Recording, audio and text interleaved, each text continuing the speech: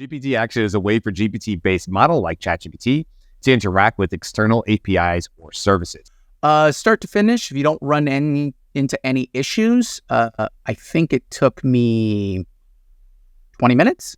That is assuming that you are experiencing the same transformer through the whole thing.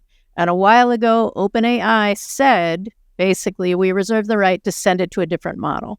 This is a tool that's made available to developers so that they can build custom GPTs in a corporate context.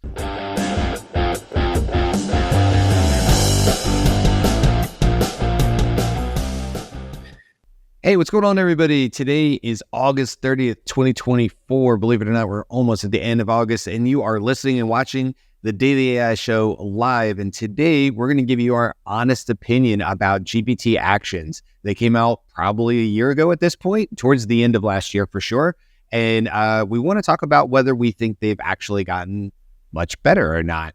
In our opinion, obviously, it's just our opinion, but we're going to give you our honest feedback. We do this usually every other Friday. We try to pick a tool, dig into it a little bit. We've done it with Opus Clip. We've done it with the script. We've done it with image creators, all sorts of different things. So you can go back through our library and find all sorts of honest reviews in there. So today we have Jyunmi, Andy, Beth, and I'm Brian. And we're going to kind of just dig in here. But I think before we do that, I will give a very brief ChatGPT-fied definition of what an action is, so we can all talk about the same thing. And then I'm going to happily pass it over to Jyunmi, who knows more about this than I do and can talk through it, because as we'll get into, I ran into a lot of errors and problems, but I think that's a good conversation to have about the user, and that's okay. You know, I don't have a super knowledge here. Jyunmi definitely does, so we'll get into all of that. Okay, so a GPT action based on, this is the definition coming from the custom GPT that OpenAI created for creating GPT actions. Everybody got that? That's a deep well there. But this is what it says. A GPT action is a way for GPT-based model like ChatGPT to interact with external APIs or services. By defining a GPT action, you create a bridge between the AI and a specific API, allowing the AI to make requests and retrieve information or perform tasks based on user input. In simple terms, a GPT action is a set of instructions that tells the GPT model how to call an external API. The purpose is to enable the GPT to fetch data or trigger actions using that API. And it includes details like the API endpoint, the data needed for the request, and the format of the response. This setup is often described in standard format like OpenAPI, which outlines all the necessary details for making the API call. So there you go. There's the definition to get us all on the same page. What are we talking about? Well, we're just talking, it doesn't have to be a custom GPT. We're just talking about connecting ChatGPT to external places. Okay, Jyunmi, I'm going to let you take it from there, but that's sort of the overview, right? Does that sound right to you? Yeah, definitely. Like Brian said, the key things here are connecting to other services' APIs, right? By doing so, you can expand out the capabilities of your custom GPT. And that's the primary use for GPT actions. Now, there was some questions about whether you could use GPT actions in other locations. Technically, you can't. But in my experimentation, I did find a way to convert a known action into a function for an assistant. So I can go over that at the end if you like. All right, so I'm going to go ahead and bring up my screen here to show us this is the cookbook, and this is what really reinvigorated our eyeballs onto this situation, essentially, because before. There's some latency issues and it didn't connect very well, but now they've had a bit of time to work the bugs out and get consistent or fairly consistent responses. So you can see from the cookbook, and then essentially a cookbook, they call it a cookbook because it's a recipe, it's directions on how to connect these other services. The ones that they've highlighted here are some of the more common enterprise uses. So they'll connect you to databases like Snowflake, or you can work with AWS, But the ones that we probably will use most often are these two connections here, the Cookbook for Google Drive and the Cookbook for Zapier. Mainly because with Google Drive gives us a source of all of our files, right? And we can just pretty much store anything we really want there and pull them in as needed. This is a little more involved than what you see in the regular ChatGPT interface, where you can connect your Google Drive through that point and bring in a file. So this offers a little more actions than just connecting the drive for bringing in the file. And the other one is the Zapier connection. So Zapier is an automation tool. And if you have any familiarity with it, you can connect it to, and they advertise like 6,000 different apps and things like that. So this is a way to multiply the capabilities of a GPT action in your custom GPT. Now, the thing I wanted to run through is their getting started example, right? It's essentially connecting a public API from weather.gov to give you some forecasting information, right? Most APIs do require authentication, but there are a few public ones out there, and they're normally government agencies or public agencies that just want you to be able to connect to it so that you can use their information, all right? So this is an example of how most of the GPT action cookbooks will look like. They'll give you each of the steps that you need to go through, tell you, and then tell you some potential issues or debugging that you might need to do at the end. So this is the essential framework of what you're going to go through. Okay. Before I go into the to the nitty gritty of the GPTs themselves, are there any questions? Well, I had one just maybe more for a clarification. You mentioned some APIs, I think the way you said it, require authentication. So is another way of saying that is not all APIs are free. I mean, some of these could have like a paywall to them or a cost to accessing that pay. Like, couldn't they basically say like per token use of a particular API that you would incur a cost to, depending on what that API does? And then obviously some of them are free, like you just said. Right. That's a great question. Normally, if it is a API that needs authentication, it's because you need to authenticate your user account with whatever service, right? So, for example, if you have an account with Notion, right, and you want to connect to your Notion databases so that you can interact with the information, update it, all of those kinds of things, you still need to have a Notion account. So the main reason for the authentication step is so that you can access your account. And of course, most of those services are paid, but there are some free ones out there. Like later on, I'll show you an example of how I connected to my Gmail. Okay. Does that answer the question? Oh, also, yeah, when I say public, that just means not authentication, and that means free. Because if it doesn't require authentication, you can just freely connect to it. There are limits just for security and infrastructure parameters. They don't let you hit it 10 million times a second and things like that. So there are limitations to that. Okay, let's continue on, and I will take a look at this nice little weather GPT I created for DAS. So you can see from what I asked here is, what's the weather forecast for Boulder, Colorado for today? And it made it accessed the api.weather.gov, right, through its actions, and it was able to bring back this information. Okay. What's nice is it does explain what information was shared and what steps it took when connecting to that API. So it is all really straightforward and transparent. Now let's go ahead and take a look at the back end of this, right? So we'll go ahead and edit this, and let's see here. And of course, it is giving me technical demos, everybody. All right.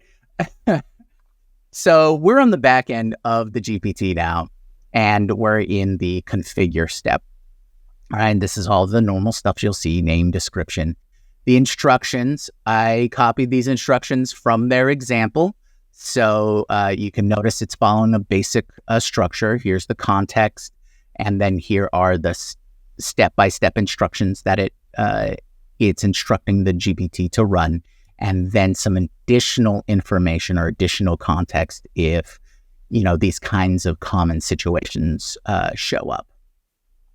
I went ahead and engaged all the capabilities.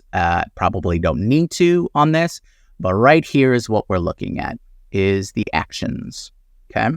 So we'll go ahead and take a look at those actions by clicking on that little gear symbol on the right. And this is the structure that you kind of need to be aware of and familiarize yourself. Authentication, whether your API that you're trying to access does require authentication or not. In this case, it doesn't require any, but you have your three choices: none, API key, and OAuth.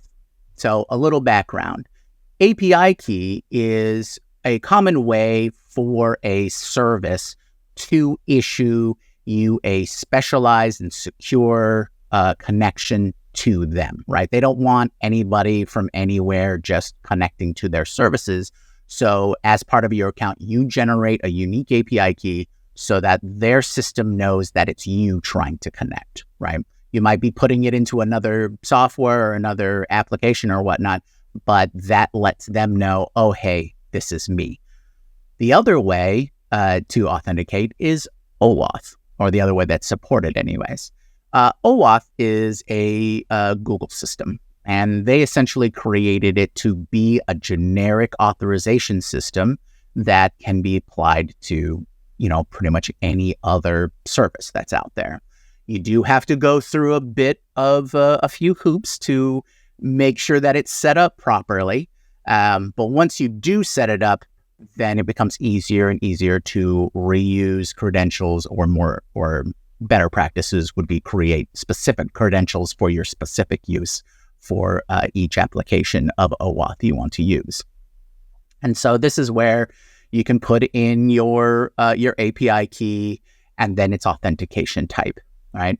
This is information that is going to be provided by your service. So this is not something that you have to already know. Your service will explain out to you what types you need in their API documentation. All right. The other one here is OAuth. So you can see that some of these things say hidden here. This is because this is more critical information. So you won't be shown in these dialog boxes. It won't return the actual characters. All right. So you have to be a little more mindful of the security of where those IDs and those keys are located. And again, these are all elements that you will find in the API documentation. So this is specifically OAuth. This here is specifically in the OAuth documentation, and the specific API access documentation for whatever service that you're trying to connect to. All right. Before I move on, any questions? Okay. All right. So now let's talk about schema. All right. So schema is essentially the outline that tells the API, hey, or tells the GPT, hey, this is how you access the API, right? These are the individual operations and the parameters of that operation. These are the kind of responses to show the user if we're successful or unsuccessful and things like that. So these schemas can include or should include all of the various functions or accessible pieces of the service through that API. So you can notice here, once you have the location, you can get the forecast. That's essentially what that translates to. And in here is essentially, hey, I know the name of a place, but the API needs longitude and latitude. So let's go get that for the name of the place that I provide. So those are the two main actions that you can have. And you can see that they are represented down here and does allow you to test each of these just to make sure that they're going through. Now, one of the key notes that OpenAI does talk about when it comes down to testing the API is if you want to get a little more nitty gritty into your testing, is you should sign up for Postman. Postman is a service that just allows you to ping your APIs just to make sure that they're working right, or if you get an error message or things like that. It's an indispensable tool for anyone who's working with APIs. It is a little bit more of a curve, so if you're not interested in getting that deep into it, this is probably what's going to suffice for you. So, Jyunmi, I want to pause you there really quick because as you're going through and sort of walking through the demo side of it, I also wanted to talk about, obviously you have a bit of knowledge here. So Beth, Andy, you guys do too, so please chime in. I know from this group, I'm definitely the one with the least amount of knowledge in this area. So I want to make sure I'm learning from you, and our users, our listeners rather, are as well. So this is, as things go, it's used as an example with OpenAI because we would call this a very fairly straightforward. The weather one is very straightforward, easy to set up. So just give us an idea of, from start to finish, knowing what you know, how quickly were you able to set up this example action and actually use it to get weather back? What would you say start to finish?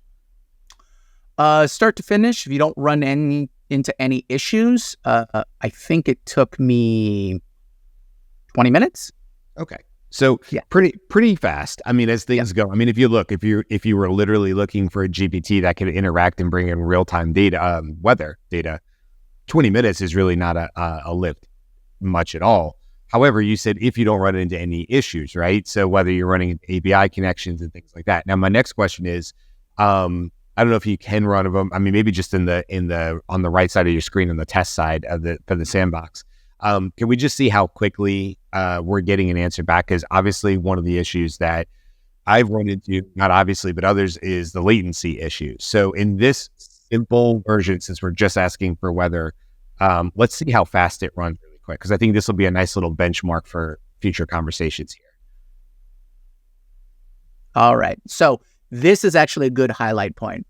So whenever you're running any action, anytime you're going to request information outside of the GPT, as a security feature, the GPT always asks you to confirm that you wanted to do it, right?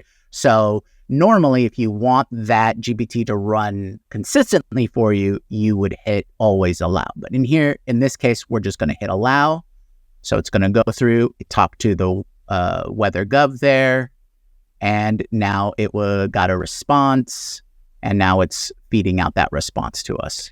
So I'm going to say, I mean, you had to pause there to explain the permission allowance, but I'm going to say that was like a 10 Mississippi, right? Something like that. So fairly quick. I mean, look, you can get the weather on your phone. So it's not about like it being the weather, because I'm not sure how much of a use case this is for people, but it's just a demo, right? It's just a demo to show the connectors how the API works for something that doesn't need authorization. You said it was open and public. It's a national weather, thing or whatever. So 20 minutes to set it up, and you're going to get answers back in 10 seconds. And I think maybe just worth mentioning, you haven't lost the functionality of your ChatGPT as ChatGPT either. So let's say as a follow-up, you don't have to do it, but just for our listeners, I got the weather. Now I want to go do something with that knowledge, right? So you could take that weather and then quickly turn that into whatever your next prompt would be about. I don't know. Tell me a story about a bear who's dealing with this weather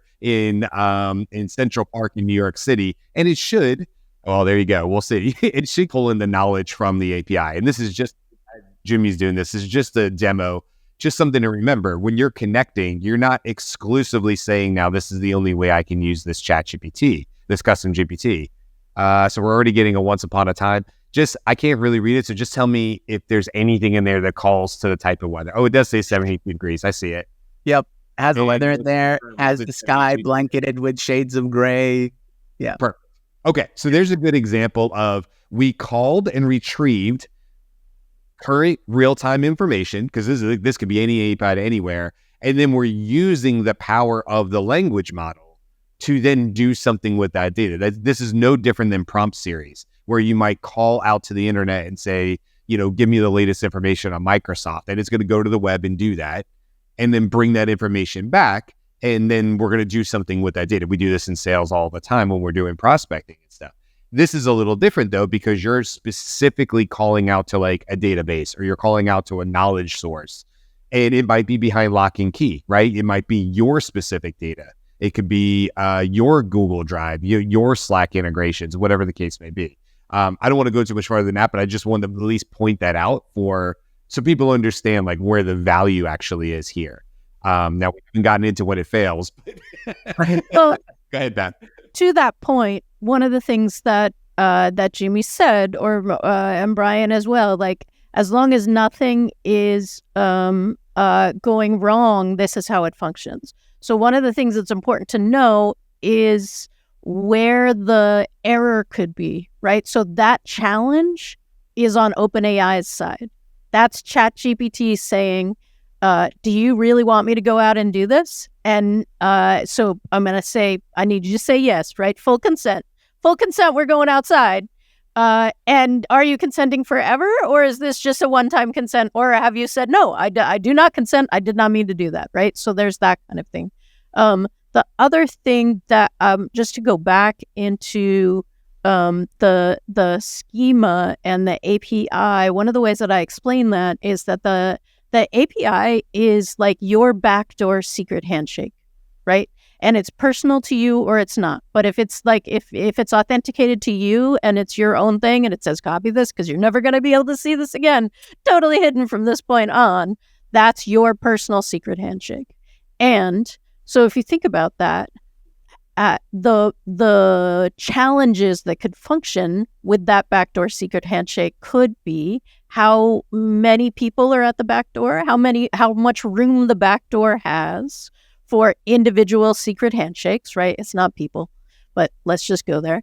And how big the area is that could have that many receivers for that secret handshake. So like understanding those kinds of concepts when you're trying to troubleshoot is really helpful, because like it's like, hey, I got a code, I gave you the code, what's up?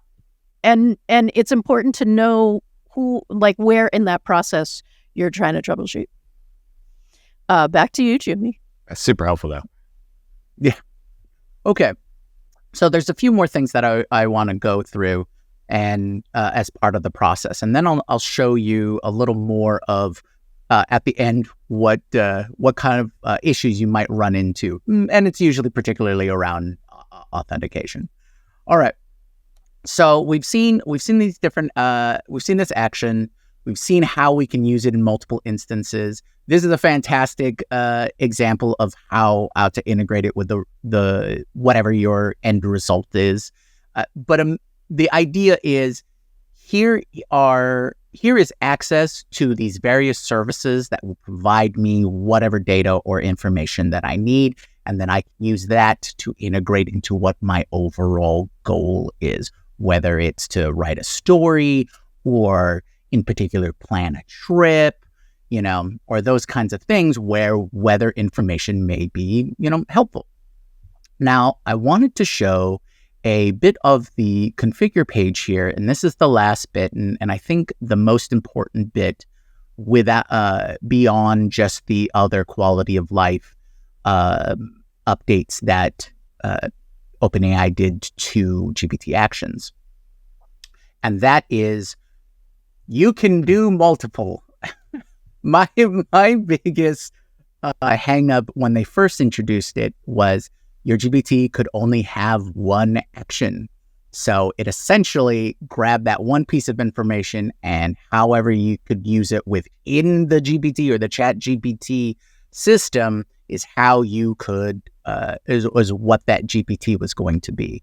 But now with multiple actions, you can draw in multiple services. And with that allows you to do multi-stage planning, right? So, for example, I was thinking, well, how could we use this for repurposing, right? So, I hit up Perplexity and I asked it, it's like, okay, so I want to take this podcast and I want to move it into multiple or repurpose it. So I could connect, I could have a GPT, a repurposing GPT that would take the podcast, right? I can grab the podcast from Google Drive, right? I've recorded it onto Google Drive. I then can have an action to contact Descript to translate the transcript or grab from the audio file and or video file and grab me the transcript from Descript. Once I connect Descript, take that transcript from the Google Drive or create the transcript from the Google Drive, I can take that transcript and then I can use ChatGPT to break it out into whatever components or whatever the value is from that podcast. Then I can take those clips or those bits of the transcripted text or write a Twitter post, write a LinkedIn post, write a Facebook post.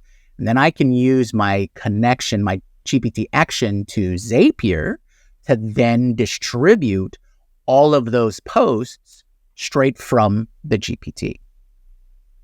So this example is just repurposing that content, but I could use one single GPT with all of these GPT action connections to do all of that processing, which theoretically should save me a lot of time since I can do it all from one place and not have to go everywhere to do it.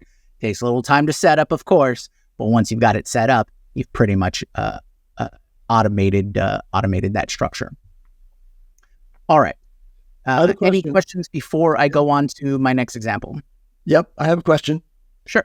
So you described a series of functions in a chain of actions, in effect, that you had predefined. And so you had multiple actions, and you did that. Just explain where the sequencing or calling of that series of functions happens in the configuration of a custom GPT. Okay.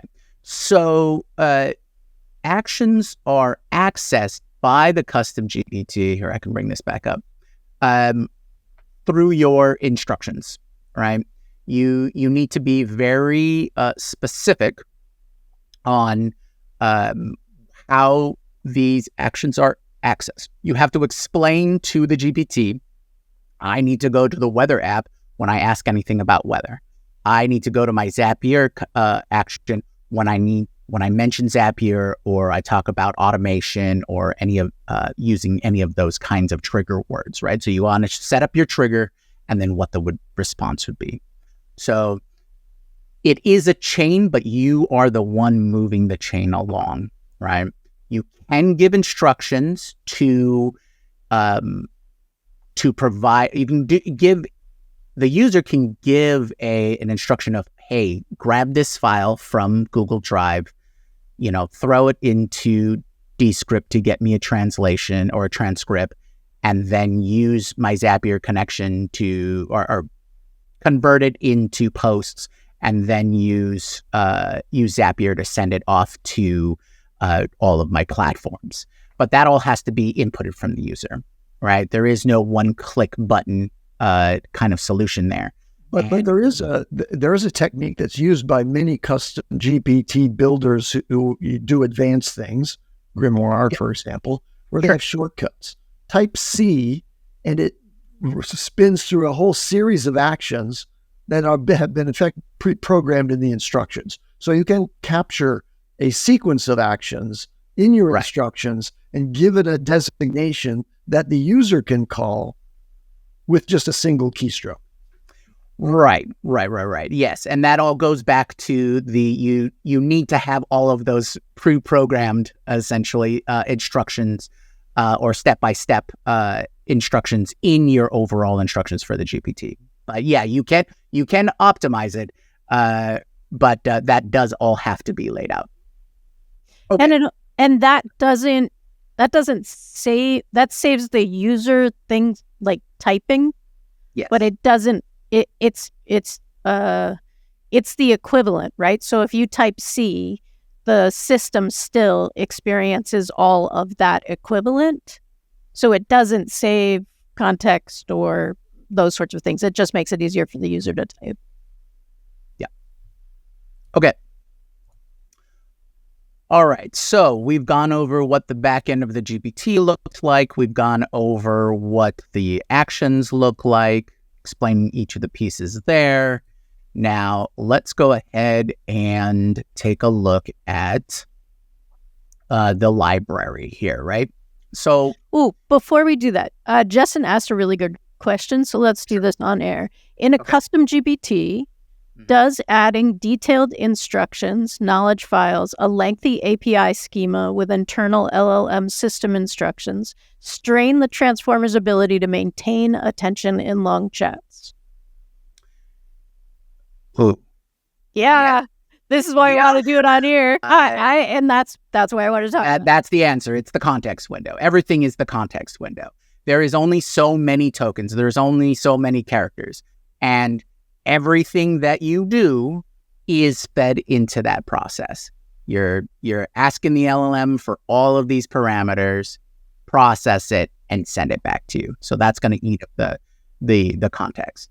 Right. OpenAI in many ways is a black box, right? So if you're having problems, does it add so much that it strains the transformer's ability to maintain attention in long chats? That is assuming that you're experiencing the same transformer through the whole thing. And a while ago, OpenAI said, basically, we reserve the right to send it to a different model, right? So, yes, is the simple answer to that question. And it's not necessarily the only answer to the question, because part of what we're talking about here is like, what do you do when you troubleshoot? So I wouldn't necessarily look at that and automatically say it's too much. You want to run it a couple different times at different times, those sorts of things. And often what we hear is, no, it was working so well on Wednesday. And now, I don't know what happened. It's just not talking to me anymore. So, yes, that happens. That happens without changing anything. Is just my point. Yeah, exactly. But that was a great question, Justin. Now, the next part I want to move on to is the authentication part. And like we said, and I'm sure all of us have had issues with using APIs and particularly with authentication. And so I wanted to bring those up.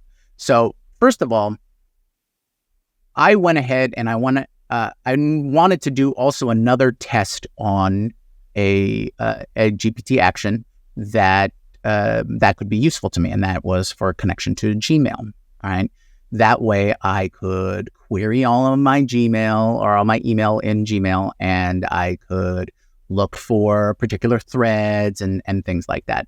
And so, I looked at the cookbook, and again, you're pretty much set up here, right? Here's the introduction. They always refer back to the basic information before you get started. If you found this cookbook out of sequence, it gives you the basic information of what the application would be needed, what kind of accounts you need set up, things like that, and then gets into the steps. Right? So what's nice about the cookbooks is they provide you a good basis for instructions.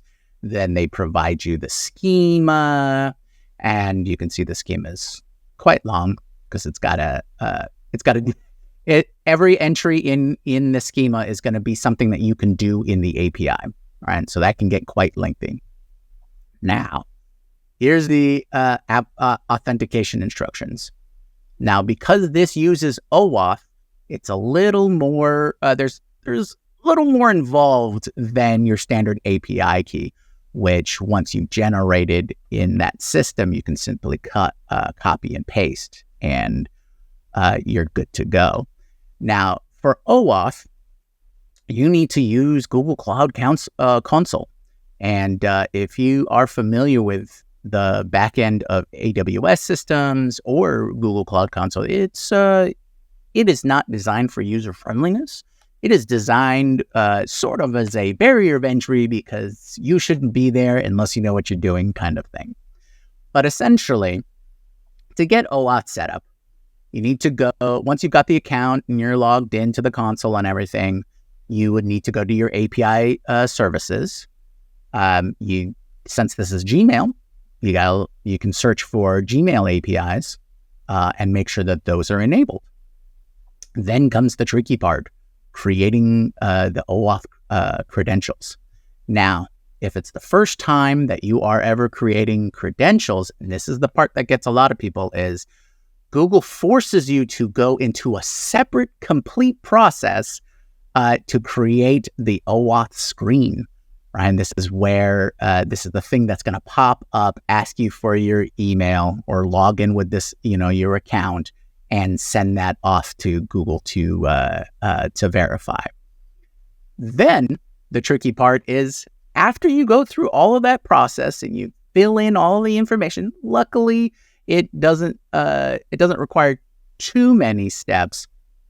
And I can show you a little bit of what that looks like. So this is the OAuth consent screen. So you have to set it up.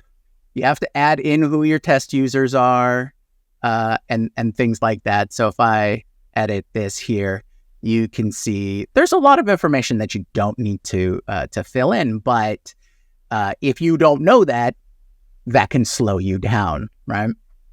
So once you've created that consent screen, you need to go back manually and hit create credentials again. And I can't tell you, when I first started trying to get this all set up, they always miss that spot. They'd never say, oh, now you need to go back to where you were and do the exact thing that you were trying to do the first time and go through it. All right. I'm not going to show the credentials right now because they're usually secret information in there.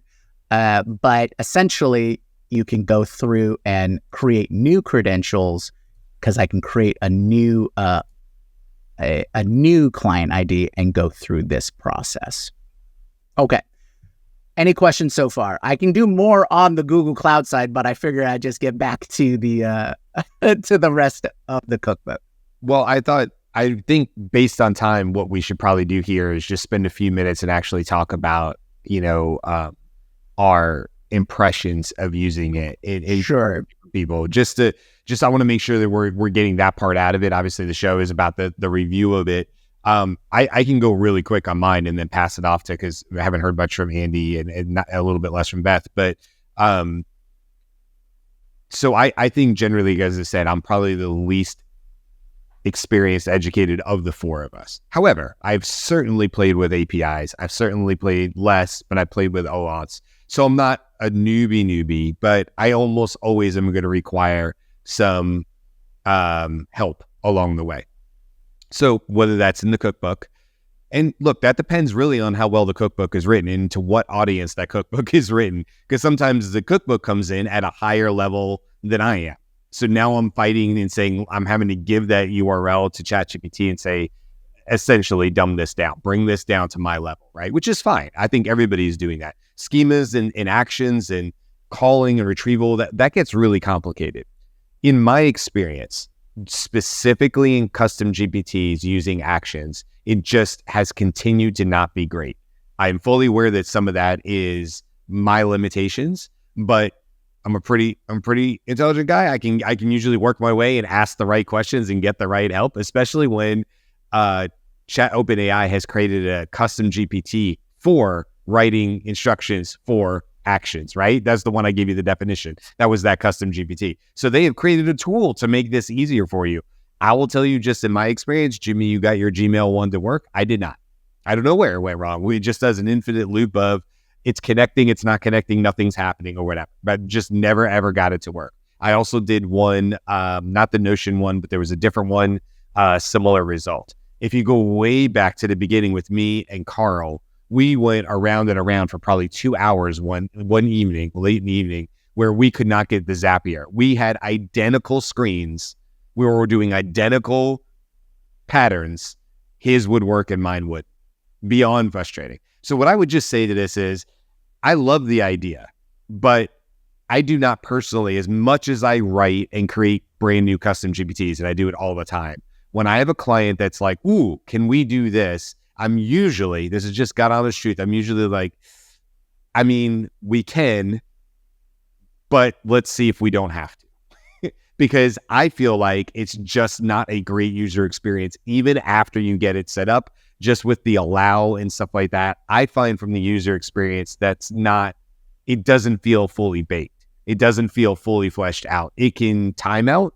It can have latency issues. We didn't really see that with the weather, but that was a simple call or retrieval. It can easily be a minute or two or more, and that's more than most people are probably willing to wait. And we have also, Carl and I have also seen it chunk the data and only retrieve some of it. So we had one where it sent it to Slack, and Slack's like, sure. And then in Slack, you got the first half of the answer. So the context window wasn't longer. And so we had issues with that. And it was just a frustrating experience. So I'll stop there because I don't have much more to offer than that. That's my experience. And if I have a client that wants me to connect it tomorrow, we'll do that. But I'm going to really ask a lot of questions about why that specifically needs to happen. And then we could discuss what solutions there might be. I'm still, even 9 months later, even maybe more than that, not a huge fan of custom GPT actions. So that's my take on it. What about you guys? So I'm gonna pop in here and say that's why I was talking about troubleshooting all the way through, because when you're getting that like circle of death, didn't connect, is that because OpenAI has slowed you down, right? So you're like reaching out your hand for that handshake in slow motion, even though you're not, like you're doing the whole thing. OpenAI has added that. Is it too many people at the back door? Is it like, there's so many things you could do that. And now that you've seen what actions are, the best way to use this is to have it write the code for you so that you can put it somewhere and do this, right? Like it's like going through a whole bunch of maze steps so that you don't have to touch code. And it's okay to touch code. Like seriously, Grimoire will write it for you. It will deploy it for you. It will walk you through so will Claude, so will Project, so will Gemini. Like all of them can do this because this is actually a relatively simple piece. That's I agree with Brian. I didn't even get that far. I was like, oh, this is so much easier in another place. Like, let's just do this. Write me a web page with JavaScript that calls the thing. And then I'm in more control over where the problem is, if there's a problem. Andy. Yeah, my TLDR is this is a tool that's made available to developers so that they can build custom GPTs in a corporate context that accesses corporate information. And so, for example, if you're building a special custom GPT that anybody can access in the company, there's more difficult issues around, are you permitted to see the information that this now has the access to? So it's not a simple thing, and it's going to be a developer who is responsible for building these things out as custom actions for that purpose. I want to use the Zapier example. Now, Zapier, as most of you know, is a company that's been building API integrations with a host of, like, literally thousands of different applications that are used in companies. And they have a little twist that you can exploit here. Instead of building a custom action to go out and access Zapier, and then you've got to figure out which Zaps you want to use, they have an OpenAI integration. So if you go over to Zapier, you can build an OpenAI integrated Zap, right? And that Zap can be triggered. And then you build a bunch of Zaps over there. That Zap can be triggered by a custom GPT. So all you have to do is copy and paste the Zapier supplied code into your custom GPT, in the action space, that's the limit of what you would have to do. You don't have to build a schema. You don't have to do all those things. They've kind of shortcut the whole process. So if you really wanted to, build a custom GPT that had a wider range of capabilities beyond what's already available in there, like web browsing, data analysis, and generating images, you can get those automagically right there in custom GPT. Then there are some, let's call them middlewares that will, solve this problem for you if you're like Brian, like me, not coders by nature. This is way too complicated for me, and I would just, give up after about 30 minutes. Yeah. I mean, I think so look, what you're getting here is, and this is exactly why we do these shows, because we all don't have the same experiences. Clearly, Beth and Jyunmi have a lot of more experience doing this. And whereas I think if I had to guess, Beth, just knowing you, if we both started at the same spot, we were building the exact same actions onto a custom GPT. What Andy said really resonates with me. Where I'm going to get frustrated and where you're going to get frustrated I'm probably 20 minutes earlier than you, at least. I find that when things aren't moving along and I can't get decent answers along with it, I'm not a developer, that it becomes problematic. What I'll say though, I can get past all of that. Truthfully, I could. I care so much about the end user experience because that's just so much of what I focus on at scale. Is what is it like for the end user? And with AI, I was at a lunch meeting the other day. We were laughing about how much variability there is in AI and trying to get the same answer to a lot of people, because that's kind of fighting AI against what AI does without language models. But for that, trying to create that user experience, in my opinion, considering how long it's been out, I don't feel like OpenAI is taking this as a big thing, like a serious thing that they want to work harder on. I could be wrong. Maybe the next model, we'll see some deployment. It'll be amazing. Maybe they're working on it right now. As it sits right now, and considering how long it's looked almost identical to this, I feel like it's not a top priority for OpenAI. And I think it really shows when you look at other things like artifacts from Claude, how drastically different the user experience is. Because to me, this and the Claude artifacts are night and day. I mean, that's just my experience on it. So I know we get on time here, but worth saying. Any last thoughts, Jyunmi, before we go? Yeah, I think there's value in the experience, of course, but I do agree that with artifacts and other tools, Cursor, those kinds of things that have come out, you probably don't need to spend a lot of time on this.